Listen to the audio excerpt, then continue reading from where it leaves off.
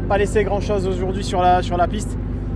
Je t'avouerai même que je suis parti un petit peu, évidemment, ce matin, un petit peu colère, avec le bon niveau de concentration. Loïc m'a ramené dans la voiture parce que on est parti sur les 20-30 premiers kilomètres peut-être un peu trop vite.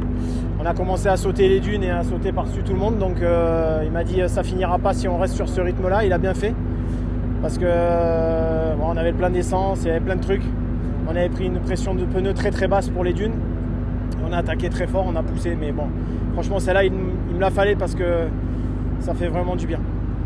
C'est ta deuxième victoire sur le Dakar. La première elle était en 2020 si j'ai bien avec compris. un 2 roues motrices, toujours avec Century. Donc, 6 ans d'écart. Ouais, ça fait beaucoup, mais c'est pas grave, on prend ce qu'on nous donne. On a gagné 3 fois le Dakar en 2 roues motrices, 2020, 2022, 2024. Aujourd'hui, on prouve que Century peut nous faire une voiture qui est capable de rivaliser avec une fiabilité, avec une super caisse. Et franchement, c'est génial, c'est Noël, mais un petit peu après, quoi.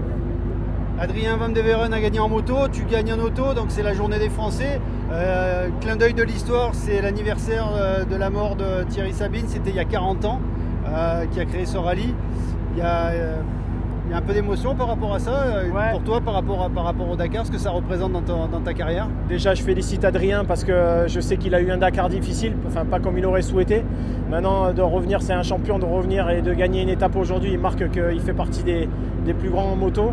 Maintenant, quant à l'histoire du Dakar et Thierry Sabine, voilà, quelle chance d'avoir eu un mec qui a cru en cette histoire et qui a ouvert une voie qui a été aujourd'hui, je pense, bien reprise.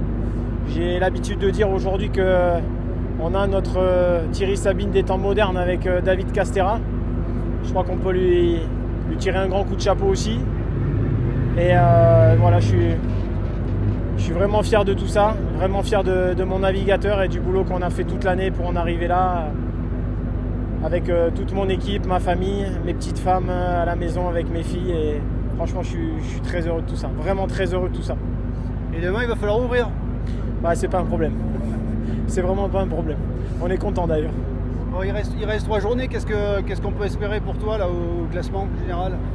Je crois qu'on va essayer de dérouler, on va prendre les étapes les unes après les autres. On va essayer de se faire plaisir et de pousser, et jusqu'à la fin on va rien lâcher.